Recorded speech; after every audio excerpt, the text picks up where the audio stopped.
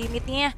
Dan kita akan melihat apakah RRQ Hoshi akan mempertahankan 100% game rate mereka ataukah Aura Turkey yang akan menjadi satu pemecah game rate tersebut. Kita akan lihat sama-sama pastinya untuk di game yang kedua, di Best of 3 Series match yang pertama untuk hari terakhir di babak group stage. Let's go to the Land of Dawn, Radit dan Lim Koco. Terima kasih banyak Aul, dan kita akan segera masuk ke dalam Land of Dawn match perdana di hari ini, di mana Savage telah didapatkan di game yang pertama. Dan apakah mereka mampu untuk mendapatkan Savage kedua mungkin di game kedua antara Aurora Turkey versus RRQ Hoshi. So let's go to the Land of Dawn. Kembali dengan Lucas Jungle ya, versus sama juga dengan Suyo, yang dimana kita akan melihat pattern yang mungkin mirip dengan sebelumnya. Tapi ketika ada jauh head, dimanapun jauh head ini ya, pasti akan mempercepat dari jungle di tim tersebut. Mungkin ada sedikit perbedaan karena di mid lane Rosa bisa bermain dengan lumayan agresif, lebih agresif daripada sebelumnya. Karena Cecilia namanya paling beda banget, stun. Wah, ini cukup berbahaya. Rins terkena efek stun dari Blade Surge, dikejar oleh Rosa yang membuka Wings by Wings. Untungnya masih ada cover dari Idok ya. Dan Players Emblem, 2 Brave Smite, bahkan Valentina juga Brave Smite. Dari sustain juga kan, dan wah ini Apex. Wah, cukup berbahaya. Dan Susujin, apakah bisa di pick off? Apex 47 justru ter-route play. Susujin nih bos. Darahnya tadi langsung nembak lagi ya. Naik lagi tadi dari darahnya. Tapi ya balik lagi, ini mungkin dari yang belum tahu itu efek dari Killing Spree juga kawan-kawan ya. Iya. Jadi kayak kelihatan banget kan dampak untuk fighter yang pakai Killing Spree itu bakal efek. Iya, 30% HP dari musuh langsung bisa ke-trigger, dan itu membuat Susujin bisa nge-regain lagi HP-nya serta memberikan outplay yang sangat-sangat baik dari agresif movement Apex 47. Kita lihat gimana RRQ sekarang memang akan coba bergerak ke arah bagian bawah. Karena head to head Dairen dan juga Lunar sepertinya agak sedikit tertinggal. Dan harus bermain jauh lebih hati-hati dibandingkan Lunar yang lebih bisa ngasih poking damage nih ke arah Dairen. Ya ya, harus tahan dikit temponya ya. Mungkin tempurnya tuh memang di tempat yang udah di setup dengan rapi. Jadi lebih enak juga setupnya. Wah, Lunar dikasih 4 duluan nih. Karena dia tahu untuk butuh badan di turtle. Wah, tapi masalahnya di setup dari RRQ matang banget ya. 3 member dari mereka bersiap juga di lini belakang. Dan membuat Aurora Turkey harus terbagi harusnya. Karena Dairen sudah mempersiapkan Tidal Strike yang dituju utama adalah Apex 47. Serangan Tsunami Slam, instant pick off, retribusi dari Susujin. Berhasil mendapatkan turtle yang pertama. Dan sekarang memang terkena efek dari split-split, tapi justru Susujin percaya diri untuk membawa Lunar masuk ke dalam zona berbahaya. Lunar terpaksa tertrigger flickernya, dan untungnya ada Rins yang berhasil mengeksekusi dengan flicker Feather Ice Strike ke bagian depan. Dan itu tamparan untuk Aurora Turkey. Itu dia, dan gak bisa di cancel tadi. Gak ada lagi cancellation skill yang dimiliki Aurora Turkey sehingga Rins bebas. Sampai di tetes terakhir Feather Ice Strike yang masih connect ke arah Rosa. Agresif play mulai terlihat lagi. Wow, itu lagi-lagi L flicker ya. Rins ditunjukkan di menit kedua tadi, dan dia kalkulasinya tepat karena nggak ada player dari Aurora Turkey yang bisa meng-cancel Feather Ice Strike-nya. Jadi dia pede banget. Oh, apa yang seperti itu, berhasil mengeluarkan ejector juga Unstoppable Force. Rins yang dituju. Gak ada yang flicker membuat Rins tereksekusi. Dan Idok kali ini cukup low. Dipaksa mundur terlebih dahulu. Iya, karena nggak ada flicker sih. Tadi flickernya dipakai untuk offense kan. Jadi lumayan banget nih pergerakan dari Aurora Turkey yang bisa kita bilang mereka tuh nggak kenal nyerah. Ketika ada yang diambil dari mereka, mereka coba untuk ambil balik, lihat levelnya. Bahkan dengan turtle yang disecure sama Sujin, PNG nggak kalah. Iya, ini udah mulai dikejar lagi sama Aurora ya. Sedikit demi sedikit. Dan masalahnya mungkin nanti pada saat setup di turtle kedua nih. Karena kondisinya dengan gak ada perbedaan seperti ini harus lebih matang nanti untuk ambush spot dari Idok terutama. Yang tadi udah sempat kita lihat, dia sadar Apex 47 di mana. Paket datanya murah, di aplikasi GoPay selalu ada harga murah. Download dah. Dia pakai special migrations dan on point ke arah Apex 47. Lagi? Oh, kayak sekarang, Special Migration, Penalty Quayem, kombinasi skill karena Lunar, follow up yang begitu cepat dari Rins, membuka Feather Ice Strike, tapi masih tercancel dan berhasil memang mendapatkan target yang dituju. Lunar down, gak adanya Feather Ice Strike dari Rosa, ini akan membuat Turtle sepertinya bisa diamankan terlebih dahulu, tapi Susujin cukup low, mencoba untuk escape, gagal sepertinya cover yang dilakukan oleh Rins dan juga Idok, tapi flicker yang gagal. Apex 47 justru malah terkena efek knock up dari Tidal Strike Dairen, dan mereka harus regroup. Dan sambil menunggu turtle kedua di setup oleh Aurora Turkey. Agak kepentok tadi sebenarnya dari Susujin ya, jadi nggak bisa keluar, tapi turtle kali ini Special Migration lagi-lagi tepat sekali, cover pun diterima oleh Zaman Force yang diaktifkan. Tapi mampukah Toei menyelamatkan turtle-nya? Gak, ternyata follow up-nya ke arah Apex 47 memang berhasil. Tapi RRQ Hoshi kehilangan turtle dan sekarang nggak perfect turtle lagi. Itu dia, goldnya pun mulai ketarik nih. Masalahnya cukup serius, RRQ mereka nggak boleh lagi terburu-buru. Mereka harus sadar sekarang XP-nya setara, goldnya pun setara. Dan gue lumayan mengkhawatirkan nih. Tohi yang dari tadi belum join nantinya akan menjadi main point dari RRQ juga. Itu harus dikhawatirkan sama Aurora. Oh, Tidal Strike, Dairen. Ini bakal cukup merepotkan sebenarnya karena banyak banget efek sisi dari RRQ Hoshi ya. Bisa Tsunami Slam, Special Migrations, Tidal Strike itu yang bakal merepotkan sekali untuk lini depan dari Aurora Turki. Dan gimana caranya ngasih space dulu untuk Toy agar items yang dibutuhkan selesai. Contohnya kayak Starium set sekarang. Ini harusnya udah bisa mulai join sih untuk Toy ke arah teamfight-nya. Ya, udah bisa ngasih damage lah ya. Iya. Walaupun kalau dibilang maksimalnya nanti ketika Holy mungkin. Jadi Holy Crystal udah bisa enak banget dan Rinse. Siap. Ambil Peter Strike. Ini untuk usir dan defense juga sih. Oke. Masih belum ada pick off yang dilakukan oleh Apex 47 ya. Karena baru saja ejector yang digunakan hanya untuk mengamankan lava golem dari RRQ Hoshi. Dan justru hal-hal kecil kayak gitu yang ngebuat sekarang udah gak ada perbedaan gold lagi, Lim. Ya, udah dipegang sama Aurora ya. Tapi nggak jauh sih. Ya untuk beberapa pattern yang jalan duluan juga nanti bisa langsung ngebalikin goldnya. Apex kok. Oh no, berbahaya. Dairen memang terkena ejector tapi di tempat yang sama. Sehingga dia nggak berpindah sama sekali ke arah member dari Aurora Turki. Dan harus aware karena kali ini Rosa membuka Feather Ice Strike di zona yang berbahaya. Di depan seorang Sutsujin.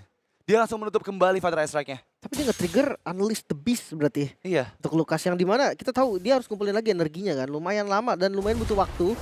Seenggaknya untuk next starter kalau memang setup dari Auroranya cepet banget. Harusnya Unleash the Beast masih belum ready. Ini 10 detik ya sebelum turtle yang ketiga muncul.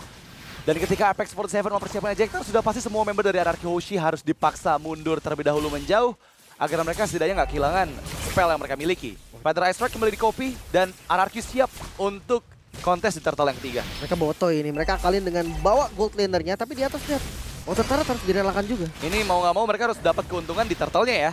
Nggak boleh sampai ada misretribution dari Sutsujin. Sama-sama di level 10. Tapi akan seperti apa tim fight-nya? Karena Lunar di bagian depan dan Idok gagal mendapatkan Apex 47. Feather Ice Strike beradu dengan Feather Ice Strike. Sebenarnya dibuka oleh Lunar dan sepertinya masih ditahan. Tapi lihat retribution dari Sutsujin berhasil mendapatkan turtle yang ketiga. Dikejar Rosanya, sempat flicker dan menjauh member-member dari Aurora Turki. Memang mereka berhasil escape, tapi RRQ yang mendapatkan keuntungan. Iya, keuntungan hanya di turtle aja, tapi mid-nya terbuka. Bisa banget dipaksakan dan ya RRQ bisa dapetin mid. Ini semua berkat Dairen yang bisa memberikan efek healing effect-nya ya. Itu yang membuat mereka sustain banget dan kali ini nggak ada yang low. Mereka masih bisa team fight lagi. Dan meskipun ada Feather Ice Strike yang dibuka, nggak ada yang bisa dilakukan oleh Aurora Turki untuk mendapatkan player dari RRQ. Tapi 1v1 situation, TNC versus Sutsujin mencoba untuk menunggu flash combo. Dan itu dia yang didapatkan. Masih bisa menghindari dengan Blasters, TNC dikejar, Rinse pun join in. Dan sepertinya eksekusi akan dilakukan oleh Rinse, tapi nggak mau terlalu greedy. Nggak mau berkomit, Shockwave Blast dikeluarkan dan berhasil mengeksekusi TNC di bagian atas dengan satu tembakan dari Unleash the Beast-nya. Tapi bayarannya Toy harus tumbang juga di sisi river tadi di arah mid lane. Toy harus hilang. Top lane akan menjadi bonus pasti untuk RRQ. Namun selalu masih ada kompensasi yang diterima oleh Aurora Turki. Iya, dan mereka selalu bisa mengejar sih. Semua gold lead dari RRQ nggak pernah ada di atas 1000 gold. Lagi-lagi trade yang mereka lakukan itu benar-benar berhasil mereka jalankan. Dan meskipun dari point kill kita lihat RRQ jauh leading di atas dari Aurora. Tapi Aurora mereka masih siap untuk kontes di Lord selanjutnya. Barang yang sama ya, Hunter Strike dan War Axe. Perbedaannya hanya di next item aja. Sutsujin mungkin akan lebih cepat sedikit karena memang item yang dituju juga nggak terlalu mahal juga kan. Bisa aja nanti ke Queen Swing langsung dan ngelihat dari posisinya Aurora Turki. Mungkin mereka bisa manfaatin si Gibum yang sekarang bisa diajak team fight juga dengan satu stack harusnya dari Skypiercer. Retaliation 10% udah lumayan banget. Iya, setengahnya kita bakal lihat 5v5 ya. Dari tadi selalu si Gibum dikasih space dulu untuk mendapatkan beberapa item penting yang dia butuhkan. Contohnya seperti penetration.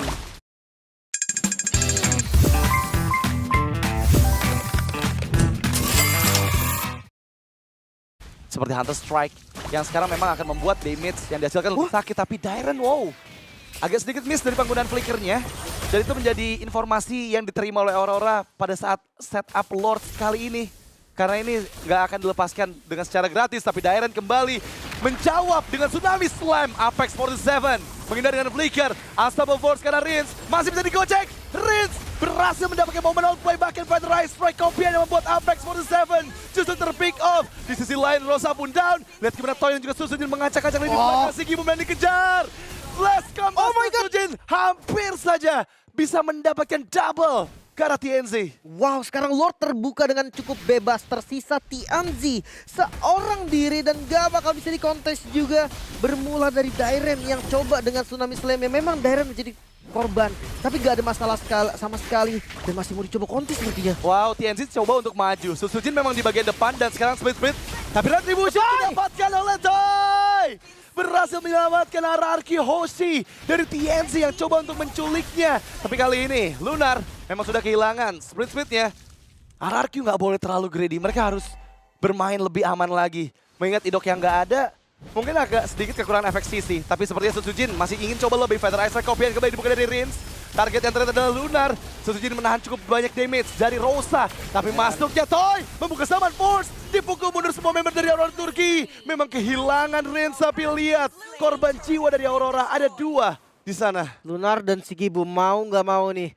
Mereka harus defense dengan bertiga aja. Lord yang di slow push di bagian top lane lagi-lagi bakal menjadi ancaman yang makin serius. Toy dengan Holy Crystal yang udah jadi, ini dia. Damage yang paling besar dari RRQ sudah siap dan lihat Dairen. Wah, ini sih damage-nya udah cukup buat bisa makan Apex 47 meskipun masih bisa pindah dengannya. Unstoppable Force. Tapi Toy memberikan damage yang cukup untuk mendorong 3 member dari Aurora Turki ke dalam area base mereka. Semua yang rata-rata bisa didapatkan.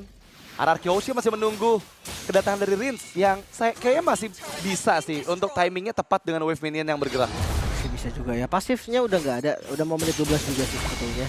Gak ada masalah, walaupun semua pasifnya udah hilang, tapi ngelihat dari map control yang bisa banget nih dipegang oleh RRQ Hoshi.